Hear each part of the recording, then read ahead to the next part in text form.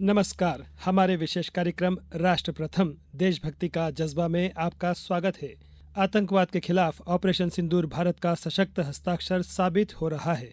केंद्र सरकार ने ऑपरेशन सिंदूर और भारत की सीमा पार आतंकवाद के खिलाफ जारी लड़ाई के संदर्भ में 7 सर्वदलीय प्रतिनिधिमंडल बनाए हैं। विभिन्न दलों के संसद सदस्य, प्रमुख राजनीतिक हस्तियां और प्रतिष्ठित राजनयिक प्रत्येक प्रतिनिधिमंडल का हिस्सा होंगे।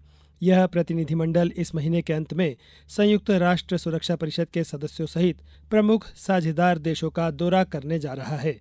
सर्वदलीय प्रतिनिधिमंडल सभी रूपों और अभिव्यक्तियों में आतंकवाद का मुकाबला करने के लिए भारत की राष्ट्रीय सहमति और मजबूत दृष्टिकोण को प्रदर्शित करेंगे। वे दुनिया को आतंकवाद के खिलाफ शून्य सहिष्णु बनाने के देश के मजबूत संदेश को आगे बढ़ाएंगे। इधर ऑपरेशन सिंदूर की सफलता पर सैनिकों के प्रति आभार व्यक्त करने के लिए भव्य तिरंगा यात्राएं निकाली जा रही है।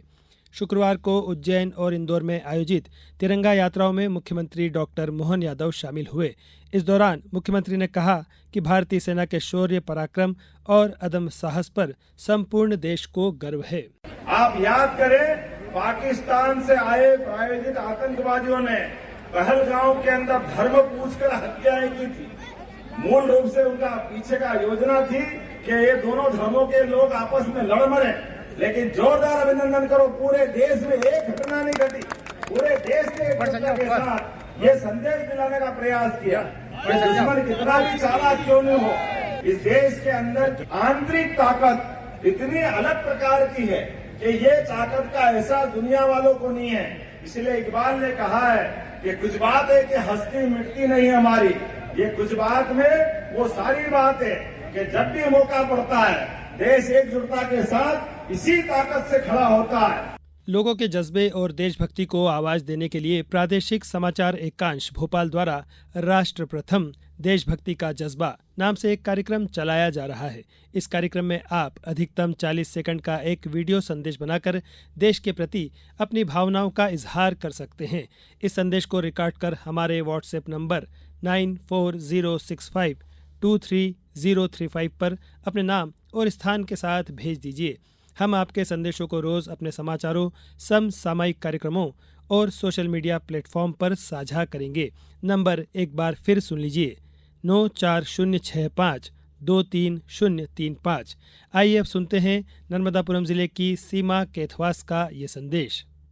ऑपरेशन सिंदूर के सफल होने पर और हमारे देश के सैनिकों ने जो देश की बॉर्डर पर जाकर आतंकवादियों के ठिकानों को नेस्तनाबूद किया और ये ऑपरेशन सिंदूर जो सफल हुआ, उसके लिए हम अपने देश के यशस्वी प्रधानमंत्री माननीय नरेंद्र मोदी जी के नेतृत्व के कारण इस सफलता को अर्जित कर सके। इस सफलता के लिए हमारे सैनिकों के सम्मान में तिरंगा यात्रा निकाली जा रही है। हम शहरवासियों से अपील करते हैं कि तिरंगा यात्रा में शामिल होकर हमारे सैनिकों का सम्मान करें, उनको गौरवान्वित करें।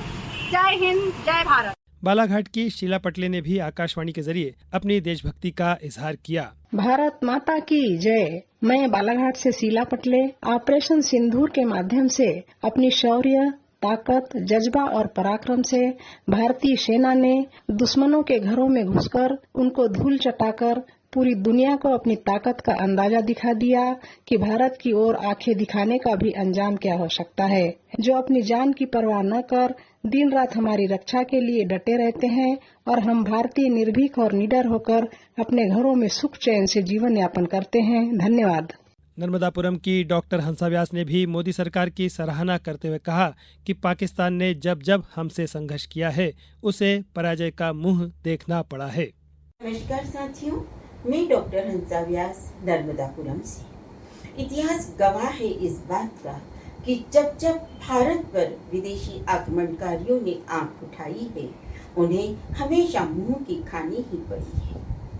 आज भी भारत एक है और एक रहेगा, जो भरा नहीं है भावों में, बहती जिसमें रसधार नहीं, वह हृदय नहीं, वह पत्थर है जिसमें स्वदेश का प्यार नहीं। जय हिंद, जय भारत। कार्यक्रम के आज के अंक में इतना ही। नमस्कार।